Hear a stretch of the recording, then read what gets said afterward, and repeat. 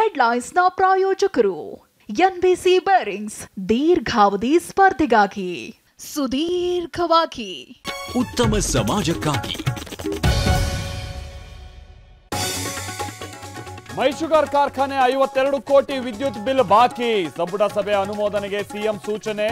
ರೈತರ ಹಿತದೃಷ್ಟಿಯಿಂದ ಮನ್ನಾಗೆ ಚಿಂತನೆ.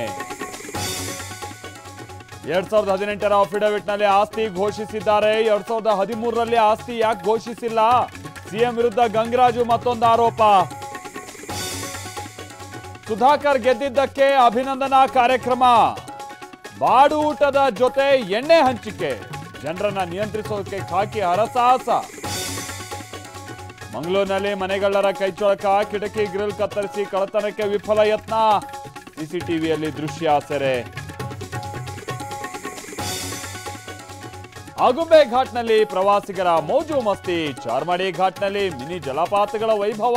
ಬೆಳಗಾವಿಯಲ್ಲಿ ಖಾಕಿ ಜೊತೆ ಪ್ರವಾಸಿಗರ ಕೆರೆ.